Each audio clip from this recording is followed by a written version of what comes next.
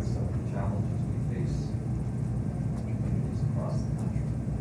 And if we were all able to do this and play our part, then it would stand to reason that the nation, because you can't really have a national existence without good, solid state communities. And the foundation for that is education. That's what it means to have a civic education, as opposed to simply trying to get the best GPA you can, moving on to a boarding school, getting that job you want, which is all very noble and good. You're also here for other reasons beyond your own personal ambitions. That's what we try to communicate here amongst the Civic Engagement Institute. And the bedrock of this nation, and the bedrock of the civic education, is the U.S. Constitution. Without it, we wouldn't be the United States. We live in a constitutional republic. And it's the Constitution that guides us. The Constitution tells us what our rights are, obviously, but it also tells us what limitations that are placed on government that gives us those rights. Okay? It tells government officials, you can't do that. You can't do this. There are limits to your power, because unlimited power in terms of government force is tyranny. That's what leads to really bad things happening. So thankfully, we live in a constitutional republic where we have rights that are backed by this written document, very sacred. Okay? Not a coincidence either that the most famous part of the Constitution are the first three words, we the people. It begins with us, not with government. Power doesn't derive from government. Power derives from natural rights. Right? So we the people is the all-important phrase when we talk about the Constitution. Everything flows from that. So the history of 9/11, I mentioned this a minute ago, but to me history is like a Monet painting. The closer you are to it, the less you can see what it actually represents. Right? I don't know if you've ever seen a Monet painting, but it tends to be very fuzzy and blurry. But if you step back a little, you begin to see the contours of it.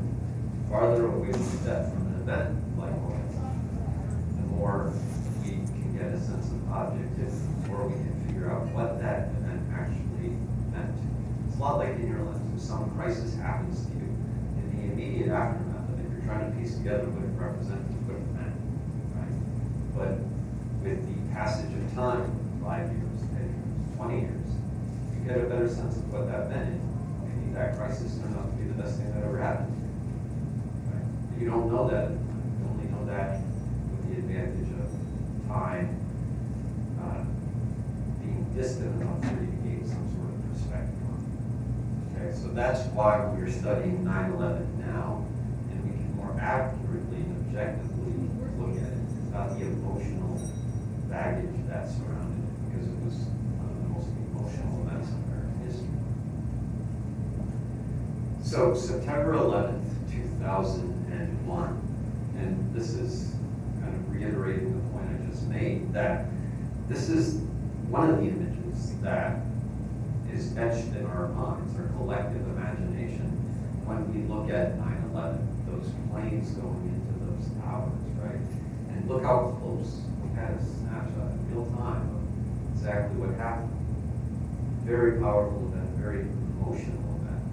But you can't get historical perspective from that image. It's just too much. It's just too much to absorb. We lack the perspective on 9/11 when it actually happened.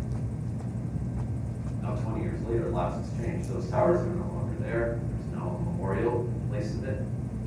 And we celebrate the memory of the people who died on 9/11, to be sure. But we also can assess what 9/11 actually meant. That's what I want to do today. I want to talk about the root causes of 9/11, what actually made the event happen. Talk briefly about the day, Tuesday morning, September 11, 2001. But especially what I want to do today is look at the consequences, the impact that 9/11 has had on our lives as a people, as a country.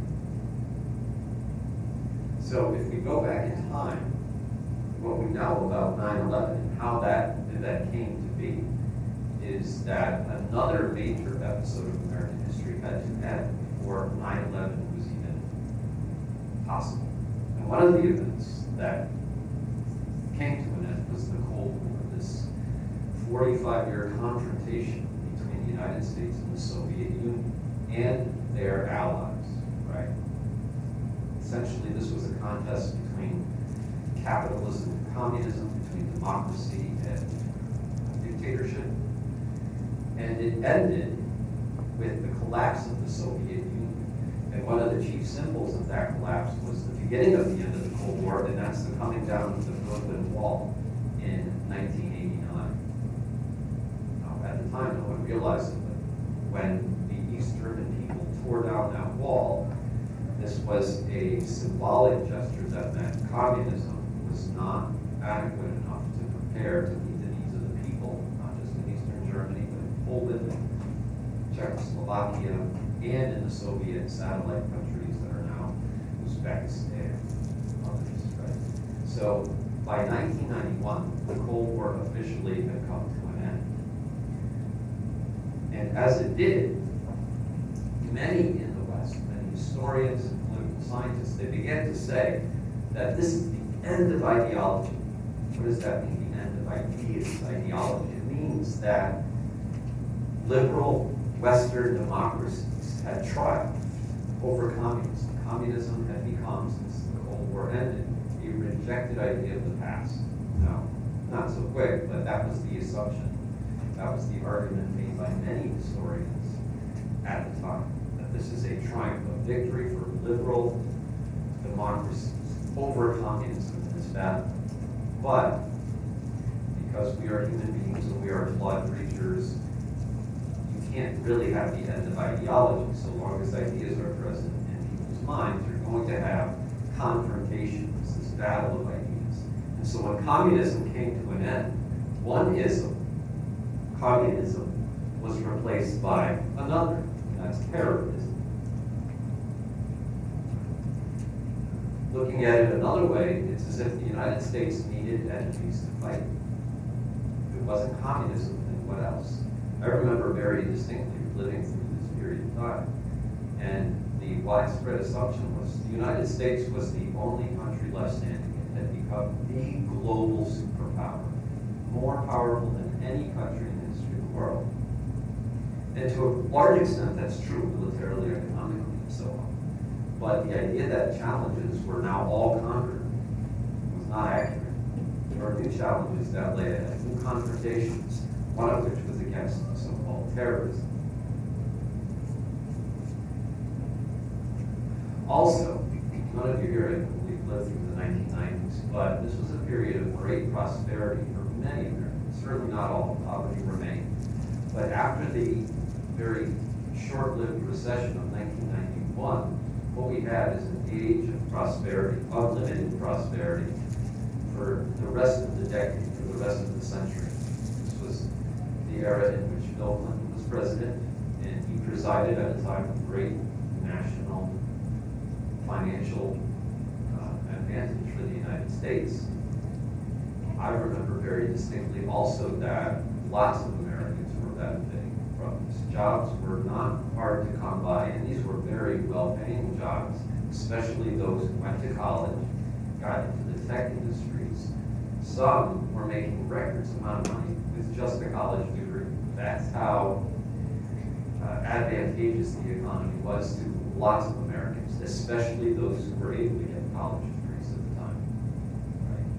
And so this prosperity, this picture here, by the way, is of Cornell, the Ivy League schools. And one of the ways in which this prosperity was manifest was that these campuses across the country, they were able to spend tons and tons of money renovating and bringing the state-of-the-art technology to their campuses. And you can see these pristine places of learning that really grew in size and scope and quality throughout the 1990s. That's one way in which the prosperity, especially for college-educated people, came to exist in the 1990s. And that graph there says something very similar. If you look at it, it measures unemployment. And for those of you who can't see it, this is the late 1990s. See how unemployment goes way down. Historical low unemployment. Anyone, it seemed, who could get a job was able to get. These were not bad paying jobs. So these two images reflect the great prosperity that the United States experienced in this decade. When a people experience such economic prosperity, by the way, they're willing to push these social issues and these international issues aside. They don't really think about them all that much. They revel in their prosperity. In fact, in the class that you were taking with me, later on in the semester, we're going to see that the 1990s was an era in which Americans just kind of were in their glory. They reveled in their prosperity, seemingly unconcerned about the international problems that were still very real, despite the fact that some were saying this is the end of ideology. We don't have any battles left to conquer abroad. Not the case. In fact, the 1990s also tells us that there were two separate worlds. One in which the United States and the American people, a world of prosperity and overall economic progress, technological progress. But then there was poverty in much of the rest of the world, or at least in certain parts of the world, including the Arab world. This image captures the sense of poverty in Palestine, whose people had historically fought for their own nation, for their own territory. And this, of course, occurred in the pretext of the Palestinian-Israeli conflict, which angered Arab people and Muslim people across the world, not just in Palestine, but throughout the Middle East, throughout much of the Arab world. There was great anger at Israel for keeping control of Palestine and for the United States because it allied itself with Israel. So there are lots of Arab Muslim people who believe that the United States in its prosperity is taking the wrong side. Now, I'm not going to judge here. It's not for me to judge which side is the right side or wrong side in the Arab-Israeli conflict. But this was the perception in the Muslim world. The United States is on the side of Palestine's enemy. And the United States is reveling in its prosperity. There was this feeling across the Muslim world that the United States needed to be taken down a few notches. It had become too big for its own good, too prosperous for its own good. The American people need an awakening was an important attitude that existed in the Arab world. And this picture kind of exemplifies that. Look at us. We're living and we are mired in poverty while Americans revel in their money, in their materialism. So that serves as a context for 9/11. No one, of course, knew at the time that because of this poverty there would be a 9/11 event. But that's what historians do. They look for clues in the past and try to find causes of something. And certainly this was one of the causes. Now, if you ask Americans today, especially those of the younger generation, if they remember or if they know about the 1993 World Trade Center bombing, I would venture to say that a lot of Americans would say, absolutely not, I don't have any recollection of it. I have no real knowledge of it. Anybody here know about this event? Okay, just one of you.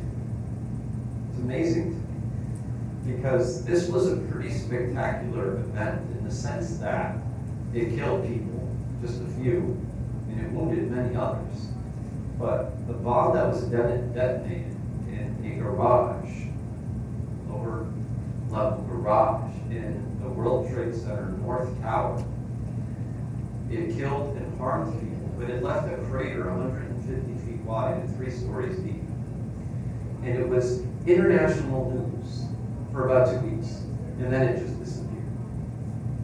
Now, again, we didn't know it at the time, but this World Trade Center bombing, 1993, serves as an ominous foreshadowing of what was going to happen in September 2001. 8 years before, there were signs that there were those who meant to do Americans harm for America's policies, for its practices, especially its cozy alliance with Israel. And and because of the poverty in a certain part of the world, things were not right. And we blame, many might say, the United States for the predicament we are in. And so this bombing, which as it turned out was committed by members of Al-Qaeda, this extremist Islamic group, was relevant for a couple of weeks, then disappeared off the pages of newspapers very quickly, while Americans reveled in prosperity.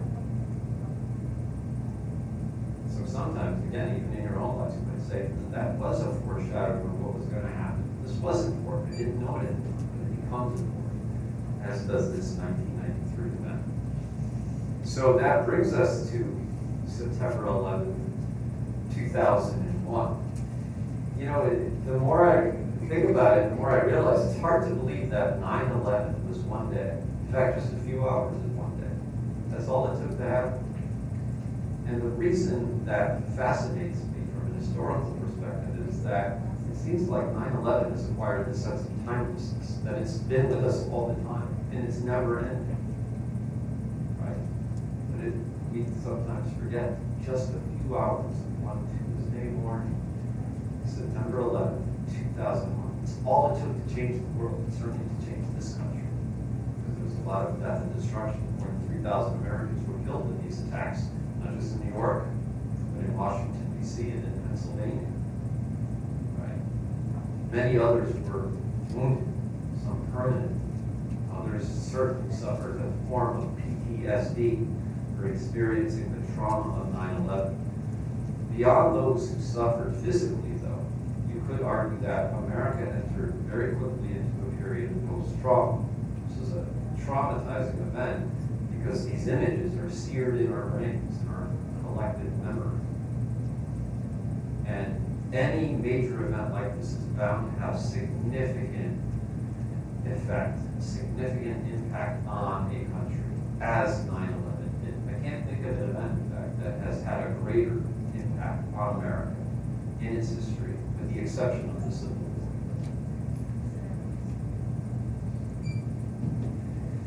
One of the first things that happened in the wake of the 9/11 attacks was a two-front war, one in Iraq and one in Afghanistan. Why?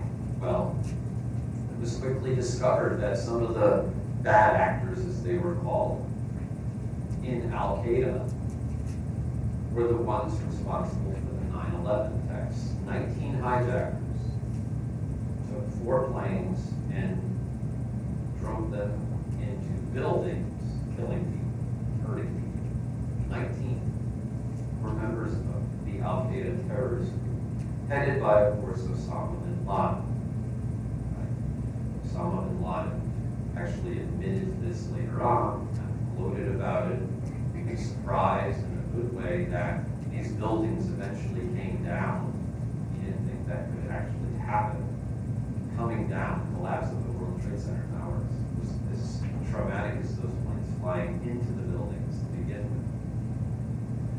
As it turned out, Al-Qaeda, though it was an international organization, was being protected and housed in the country of Afghanistan by the Afghanistan government known as the Taliban. So you have a group of people that call themselves the Taliban in control of the Afghan government, protecting members of Al-Qaeda, including, it was believed, Osama bin Laden. And so George W. Bush, the President of the United States, his immediate impulse was to go into Afghanistan and wherever else to hunt down, in his words, those terrorists. It was a pretty easy decision for him to make, to go into Afghanistan. Certainly the American people were outraged. If you look at polls, some 90% of Americans believe we ought to go into Afghanistan with troops and hunt down those terrorists. And very quickly, that's what the United States did. George W. Bush got authorization to use force in Afghanistan. And so that was an easy conclusion to draw. And we did. Not as easy of a conclusion to draw was to go into Iraq. Now, where does this come from? Why Iraq? Well, Iraq was headed by Saddam Hussein. that country's dictator, who had issues with the United States dating back a decade. Ever since the Persian Gulf War, which happened immediately after the Cold War, Saddam Hussein had become, for the United States, public enemy number one. He took over neighboring countries like Kuwait. He hurt and gassed and used chemical weapons against his own people. He was a bad actor, George W. Bush's father, reminded us in the Persian Gulf War. 10 years later, he was not abiding by UN Security Council resolutions. He was thumbing his nose at the United States. And the big fear that was propagated by George W. Bush was that Saddam Hussein poses a threat in this new world caused by 9/11. Why? Because he has weapons of mass destruction that he may either use himself against the United States or America's interests abroad, or he may pass these atomic weapons, these weapons of mass destruction, to an enemy, maybe to a member of Al-Qaeda. That was the big fear of Saddam Hussein. And so by 2003, about a year and a half after 9/11, America sent troops into Iraq as well. And that's why we call the war on terror, as it came to be known, as a two-front war. One in Afghanistan and the other in Iraq. Now, the United States would devote many resources, much manpower, and a lot of money on these front wars. And no one at the time knew when these wars would end. I remember American foreign policy experts saying this would be a long war, the end of which we have no idea when it will occur. It is an indefinite war. We can't put a timetable on it. So immediately I understood that this was going to be a long time before American troops were pulled out of either Afghanistan or Iraq. Now, in the 10, 15, 20 years that these wars happened, ultimately Saddam Hussein was captured and killed. Ultimately, Osama bin Laden was killed. Members of Al-Qaeda's terrorist network were killed.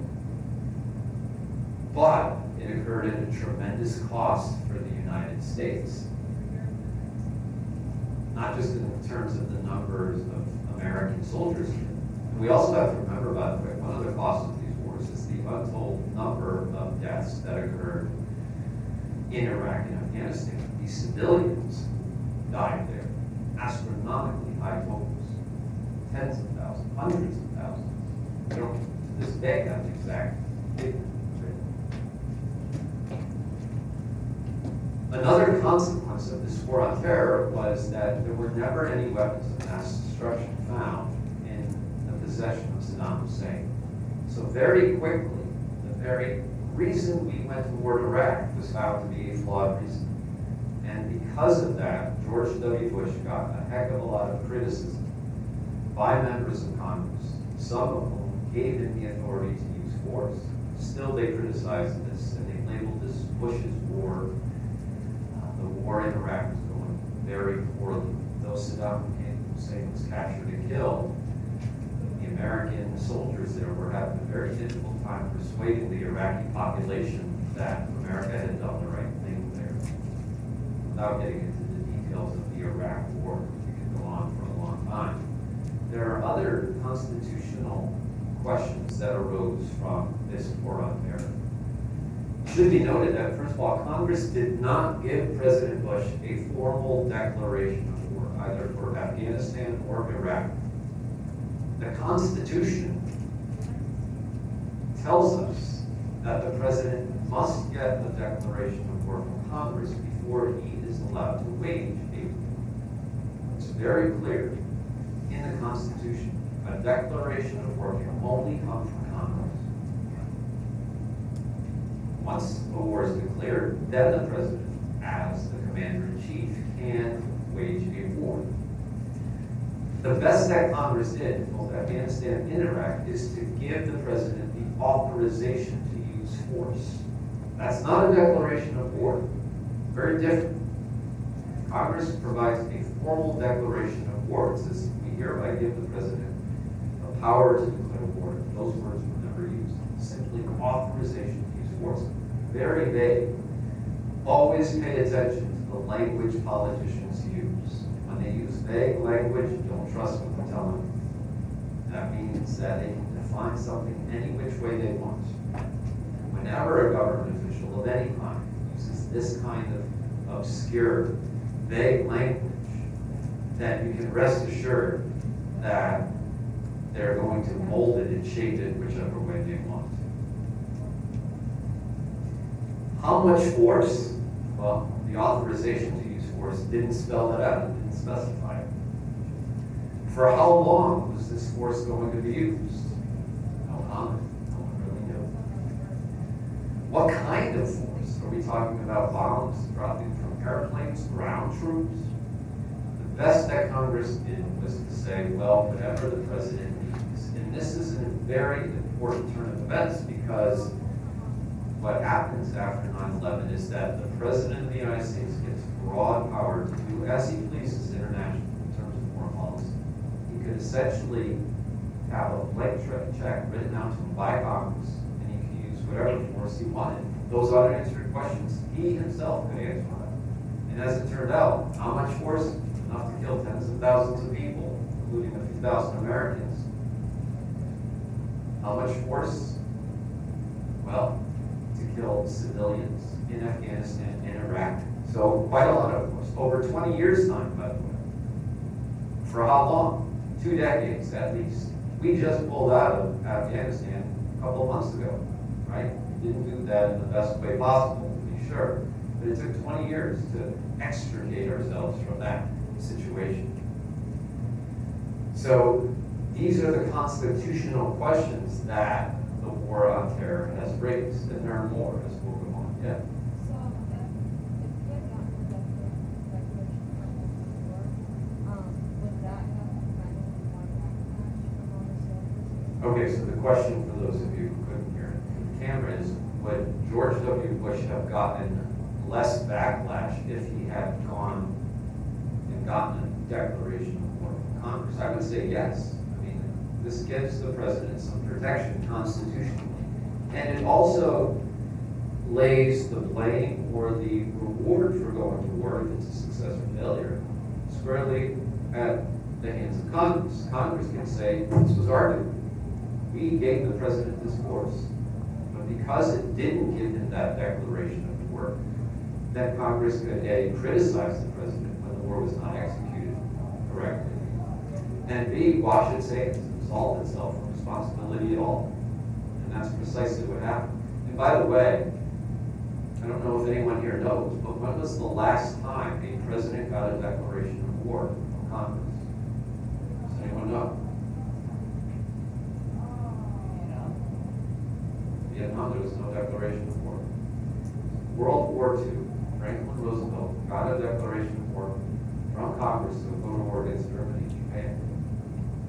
Since then, Korea, Vietnam, Persian Gulf War, the war on terror, no declarations of war, despite the fact that the Constitution is very clear on who has that power to declare war.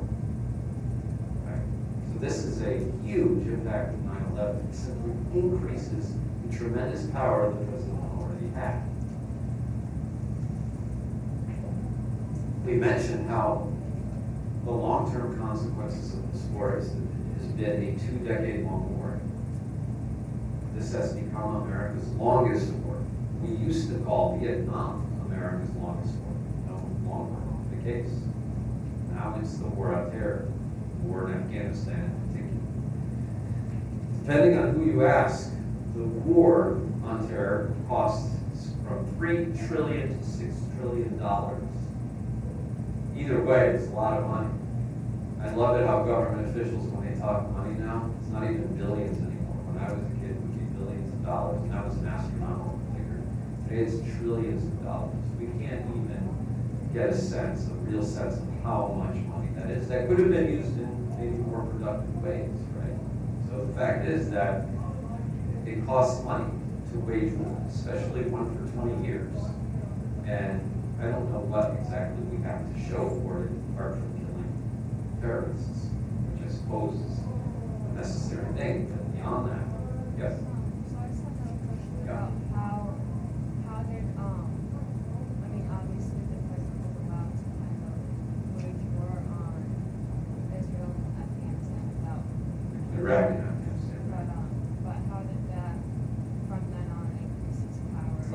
So stay tuned, we're going to talk about that in some detail. But when Congress gives the president power, especially when the language it uses to justify that power so broad, so vague, then the president can say, well, this is what I want to do with that power. And Congress can't say, wait a minute, that's not what we meant, because it never specified in the language. And so presidents, once they're given that power, it's very hard for Congress to reclaim it. For me, in the modern era, Congress has become very irresponsible because it simply refuses to take responsibility for its actions by giving the president the power to declare war. It's been an abrogation of Congress's constitutional responsibility. Okay.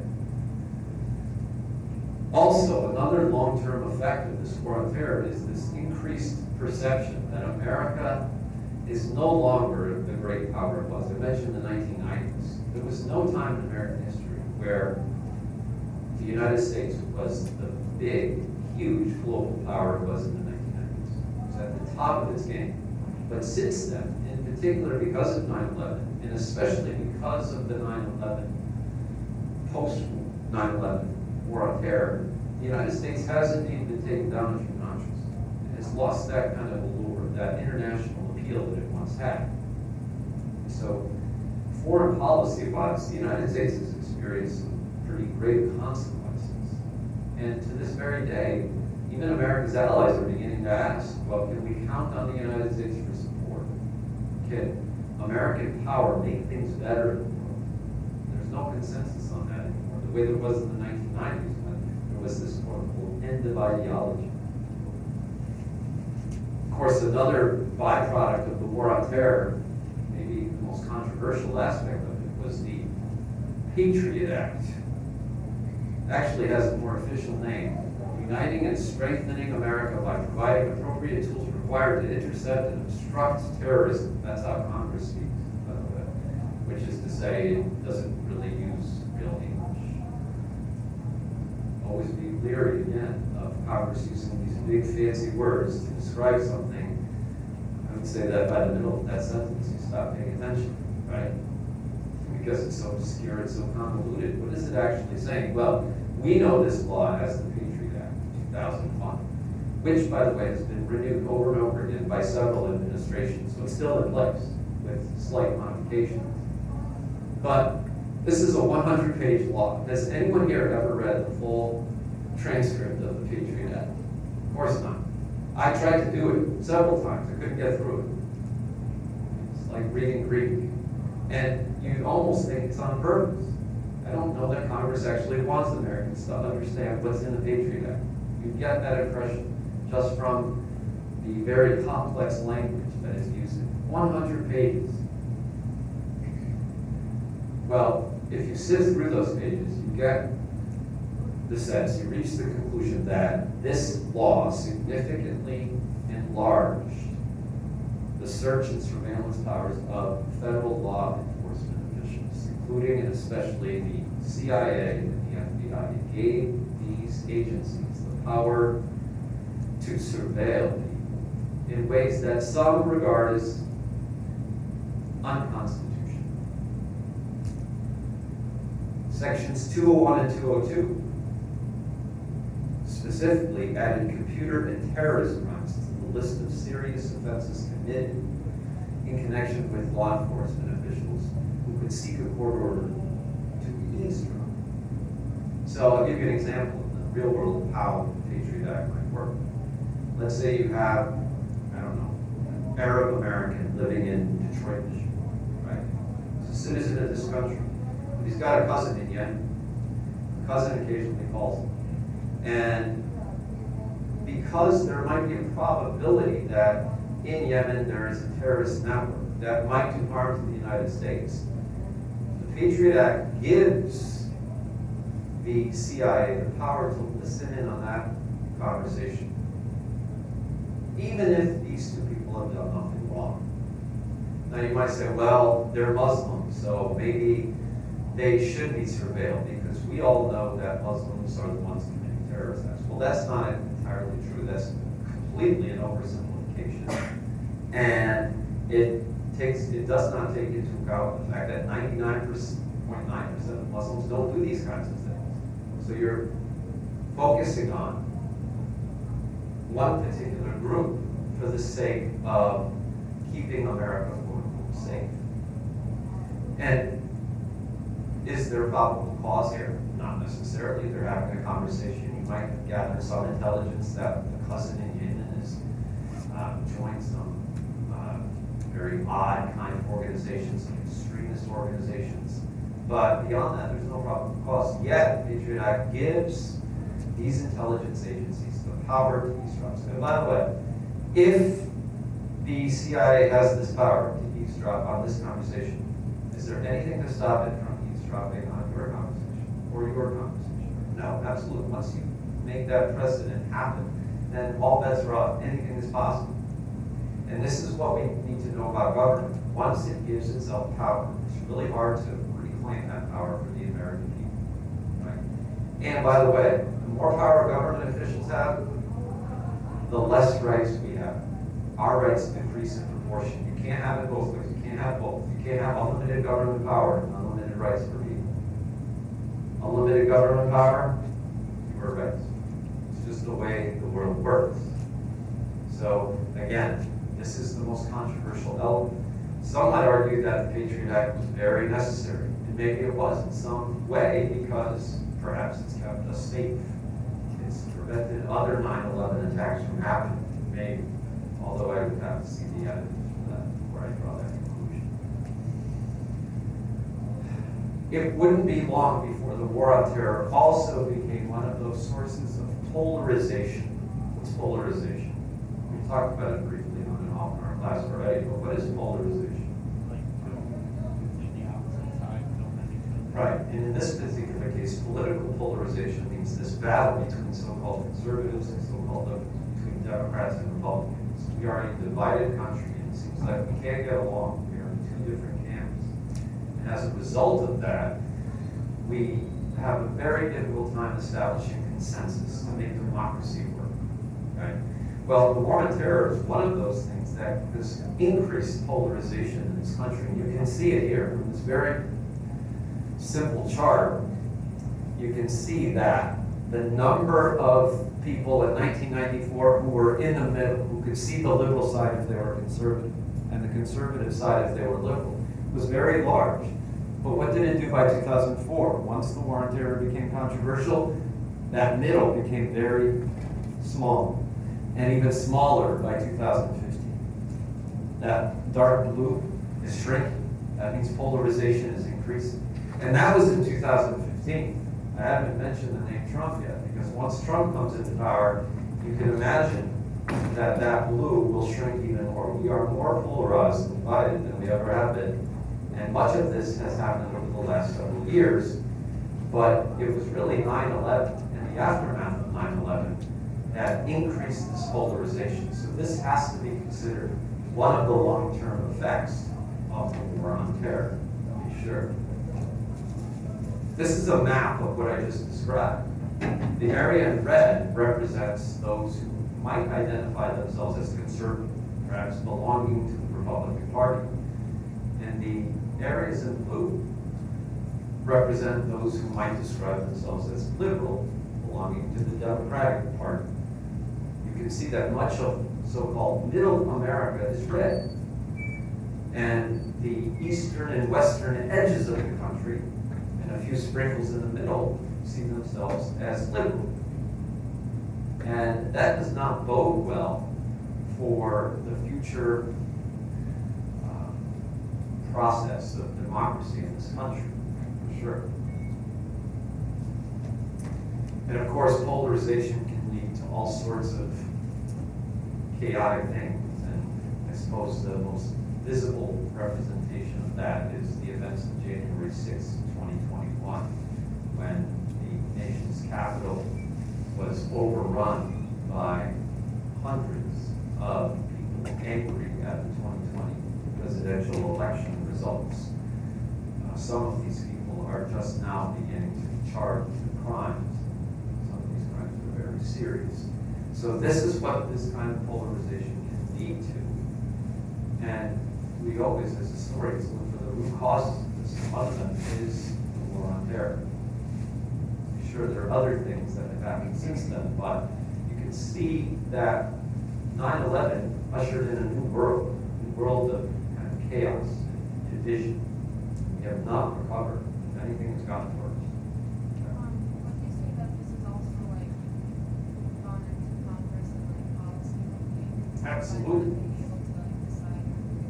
What we will talk about in our course is something known as the culture wars, where it has seeped in. These divisions have seeped into every corner of the United States, from Congress. Republicans and Democrats in Congress have a very difficult time agreeing on anything these days. They're constantly battling and challenging each other, and in not such a nice way. There's name calling now. There is this idea that we can't even understand the other side. There's this idea that the other side is trying to undermine the values of this country. It's not like they can't agree to disagree. It's that you're bad, we're good. It's almost being portrayed as a battle between good and evil now, rather than a way to build consensus. What you want to do in Congress is find out what you and I have in common, even though we're on different sides of the political aisle, and figure out how to achieve agreement. But unfortunately, because this is seeped into Congress, that's not the way it tends to work these days. This increased presidential power, which is clearly one of the chief long-term effects of the war on terror, has gone through several administrations. This is not a Republican or a Democratic thing. This is an American thing now. And I have a picture here. The four presidents who've been in power since 9/11, starting with George W. Bush and then Barack Obama, and then Donald Trump and now Joe Biden. But these increases in presidential power have encompassed all of their administration and has actually increased as we've gone on. Okay. It begins with George W. Bush, of course, because he's the one who executed and prosecuted the war on terror. And he took on an enormous amount of power that Congress gave to him, by the way, so it's not just on him. But it continued with Barack Obama. Regardless of where you are in the political spectrum, Barack Obama continued the war on terror. Perhaps he didn't want to the way George Bush did, and he spoke out against certain elements of it. But it was Barack Obama who executed more drone strikes against Arab people than George Bush. That's a fact that's not commonly known. And it's Donald Trump who executed the war on terror, maybe in a very different way, but nonetheless, the war on terror remained in place under Trump. And it has continued with Joe Biden in a variety of ways. Though troops have been pulled out of Afghanistan, we still have a very war on terror-like foreign policy. Right? And by the way, one of the ways in which these presidents have exercised their power is through the use of executive orders. What are executive orders? They're basically presidential decisions made without the permission, without the consent of Congress. Now, in a democracy where we have a system of checks and balances, you can imagine why this would be a very dangerous thing. To put power in the hands of one person, well, we got away with that from that when we broke away from England, right? We're not led by a king. A president is merely one person in one of three branches of government. They're supposed to share power, but executive orders do the exact opposite. They provide a lot of power to one person making decisions very quickly.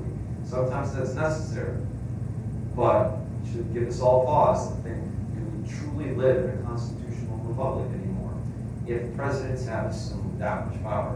And if you look at it, I don't have a graph of this, but if you measure the number of executive orders issued, it has increased with every passing president on the screen. And presidents today, they issue executive orders not just in foreign policy, not if there's some emergency situation somewhere in Europe or in Africa or Latin America. Presidents now use executive orders in domestic policy too. And the American people say very little. What I find striking is that polarization has seeped into this idea when it's your person, when it's the person you support as president, issuing the executive order, there's widespread applause by this side, and the other side condemns it. And then when it's the other person's president in power, they applaud, and you prove that, right? But the fact is that regardless of whether you agree with a specific executive order, the idea, the fact that they're being prosecuted, that they're being put into place, suggests that the Constitution is being violated. Even though you may agree with the end result, it's still a violation of the Constitution if presidents issue executive orders in ways that were never intended by the framers of the Constitution. So partisan support it, and all this does is increase polarization. Another impact of the war on terror is the increase in the federal bureaucracy. After 9/11, it was quickly determined that one of the reasons why America was caught off guard by these attacks was because intelligence agencies were not sharing information. They were not connecting the dots. They were not speaking and communicating well enough. So what happened?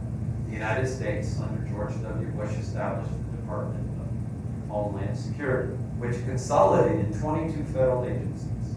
One of them is the Immigration and Naturalization Service. We want to know who's coming into the country. Would be terrorists, others who might want to do us harm. So there was this consolidation, the centralization of power. The presence of thousands more unelected bureaucrats now make up the federal government and are in charge of Homeland Security. How many of you have voted into office the head of the Department of Homeland Security? Show of hands. Of course not. You don't elect these people, and yet they're the ones making the decisions on behalf of this country. That should all make us shudder in terms of who has the power of this country.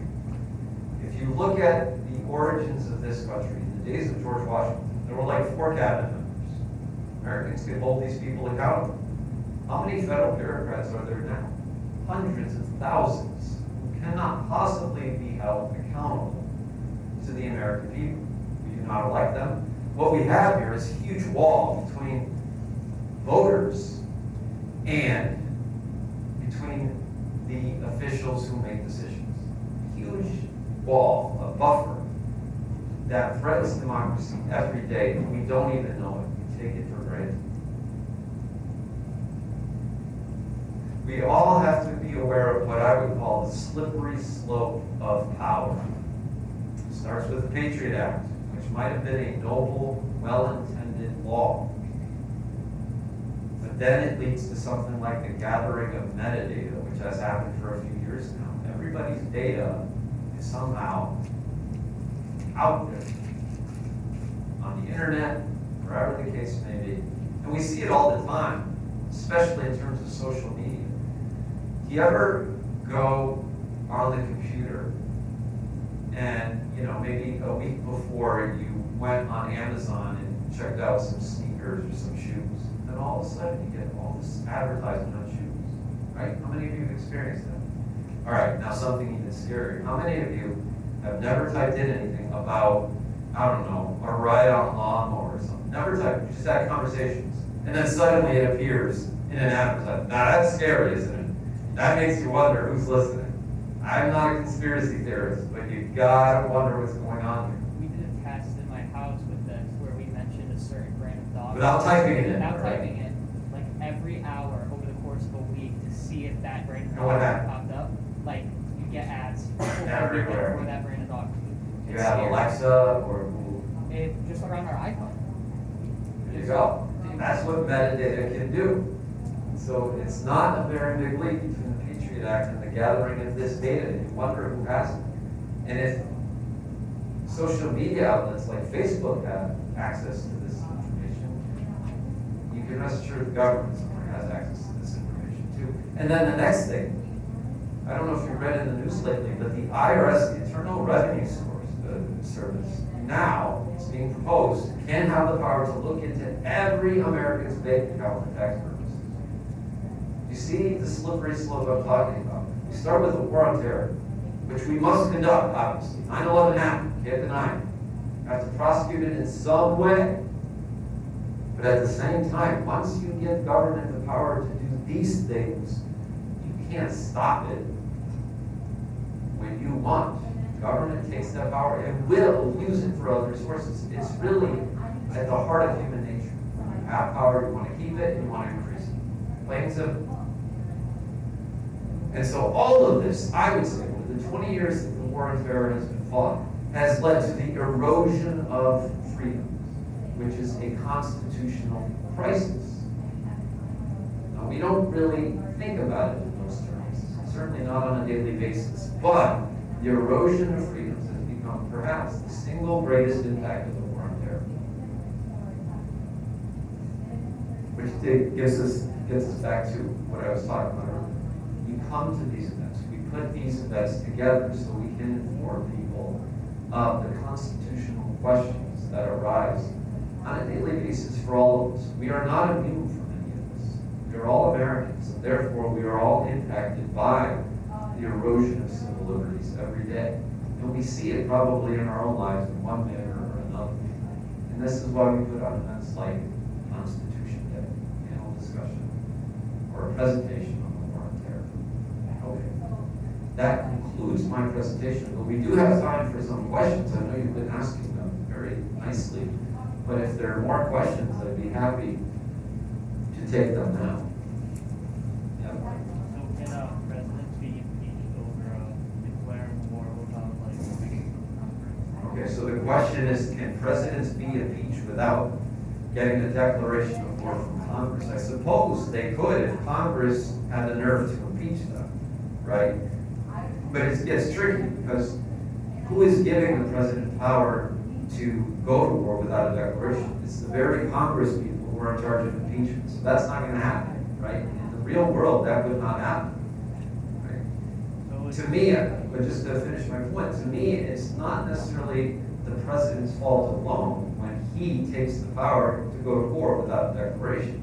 It's the people giving him the power that are just as culpable, just as responsible to say, you can't do that. We will not allow you to go to war unless Congress votes on it. And if you have a majority, then you can. But unless that happens, you cannot. Could it also be the case that Congress doesn't want to get blamed for the war and just want to Well, have the president? does Congress not want to get blamed? That's exactly it. Because if Congress can criticize the president for going to war without a declaration, Congress can step aside and say, well, this is his war. That's exactly what happened in the war on terror. But members of Congress, including Ted Kennedy and others, called it George Bush's war by 2004 when weapons of mass destruction were not found. Now, I'm not saying that, this wasn't George Bush's war. He probably prosecuted it in a very bad way. There's a lot to critique there. But Congress has the responsibility to own it as well. This is a shared governance system, checks and balances. So, the impeachment process, Congress is charged with impeaching a public figure, a president. But it can hardly do that when it knows that it bears some responsibility in all of this. Any other questions? Yeah? So what is foreign trade that we can get down with our allies? What is what like? Foreign trade. Foreign trade? Yeah. Well, can you specify the question a little bit more? In terms of like how trustworthy or Right. seen, Yeah, I get what you're saying, because I made the point earlier that even America's allies don't necessarily see the United States as the global leader that has impacted our trade, certainly. Now, this is a very complex issue. Trade is complicated. It depends on which nation you're talking about. America's trade relationship with China is a very, very tenuous one now. There's been a lot of damage done to that relationship for a variety of reasons. I don't know that President Trump did us any favors with, constantly bashing China. But on the other hand, China has committed some pretty serious infractions against trade. It's artificially raised prices, and it's really a predator nation. America owes it a lot of money, and that makes that relationship shaky as well. I think America's trade status with Europe, though, remains pretty stable. I mean, America relies on European nations as much as European nations rely on the United States for that healthy trade relationship. So that's a good thing. America has a decent trade relationship with Mexico and Canada as well. So it's taken some hits, but mostly in the political realm. Economically, we live in a global society in which nations rely on other nations for partnerships and alliances, trade-wise. But politically, I think that's where most of the damage has been done by the war on terror. In other words, the United States, it has been said by nations like France, I don't know, can we trust you as much as we want to? Will you be there when we need you? There's this tendency to want the United States to step away from the world. In America, lots of people don't want America involved in any of these times. And other nations begin to wonder if our loyalties are where they should be. On the other hand, there are other countries who say the United States has the biggest hammer, but not every problem is a nail. Why must it always exercise force in every conflict or every crisis that exists across the globe? So you have that argument too. There's a lot to that to unpack. Any other questions? Yes. So, over the course of more in the Bush administration, Dick Cheney, vice president, right? Right. He CEO of Halliburton, is that correct? Did he have somewhere? He had some connection to Halliburton, the oil company, and that was a criticism. Yeah. So how were they able? From what I understand, correct me if I'm wrong. We would bomb over there, and Over there being Iraq. in Iraq, Afghanistan. Yep. Halliburton would come in and rebuild what we bombed. Right. It is an American company. How is that ever legal to happen? Well, Why is that ever like? the most simple answer I could give you is it's legal because the government says it is. And I don't mean that entirely, but when war happens, there are certain spoils of war that are reaped upon those who get to do things like Halliburton. So yeah, there's this dimension to the war on terror, especially in Iraq, where companies like Halliburton got first dibs on rebuilding the oil wells and the oil supply. So they enriched themselves pretty well. But someone like George Bush will tell you this was not about oil entirely, and to some extent that's accurate. I would say that any major conflict like the war in Iraq has several reasons for why it happens. Historically speaking, there's never one. That doesn't let Dick Cheney off the hook. I think there was a conflict of interest there, and he got really reviewed for it, and rightfully so, I think. Was there any legal action ever taken against? Well, not legal action, no, but what happened is in the court of public opinion, Dick Cheney got crucified. I mean, one of the reasons the war on terror, the war in Iraq went so badly is because A, there were no weapons of mass destruction found, and B, because this war was dragging on and on. There were some people getting wealthy from it. So the war came to be seen as this very self-interested conflict prosecuted by those in charge who enriched themselves. That was the narrative. And there are some problems with that narrative, but it's based on a reality that there's some people who benefited greatly, some companies that benefited greatly. And maybe Dick Cheney was a beneficiary of that. And the reason you know about it, because it was in the news for a long time, Dick Cheney did not win many friends because of that connection. So legally speaking, nothing was ever done to Cheney, but in the court of public opinion, he was severely, harshly criticized. Yes? So executive power has been slowly creeping upwards. Have Yes. there been any initiatives where the power goes back to the people? Where the power affects the people. Goes back to the people, or the power executive? The only way, there are two things that have to happen when you're looking at presidential power for it to be reduced. First is that Congress has to say, we are not going to support these executive orders. Congress, again, has to speak up, and I would say this is another way in which Congress has abrogated its responsibility. Right? If the president issues an executive order, it's up to both parties, regardless of whether you agree with that particular order or not. This is important to say, you can't do that. You need our permission. This is a constitutional republic where we have 3 branches of government. You cannot single-handedly make these decisions on your own. So though we may support the spirit of what you want to do, we do not support the measure. The act of executive orders is bad, most of the time. I can imagine a few cases in which you have to issue executive orders. Most of the time, not a good idea, regardless of what side of the political aisle you're on. Secondly, and this is really the heart of the matter in everything when it comes to a constitutional republic, it's the American people, through their knowledge, through their education, forums like these, small as this is, to say, we are not going to support this. Americans have to really pay attention to what's happening with their senators, with their House members. They are the ones who have to put pressure on Congress to say, he's issuing an executive order, you have to stop. Now, if you do that as an individual, you're powerless. But if a group of people get together and try to persuade others, because really democracy is part of persuading people that what you're saying makes sense. If you're able to do that, then collectively we can put much more pressure on Congress and the president to do the right thing. This is not some naive assumption I'm making. There have been many cases in American history where average people have done extraordinary things, but it takes a whole bunch of us working collectively. And that's why I go back to that pyramid where education really is the foundation of all of this, right? So those are the two ways in which you reduce the impact and the number of executive orders.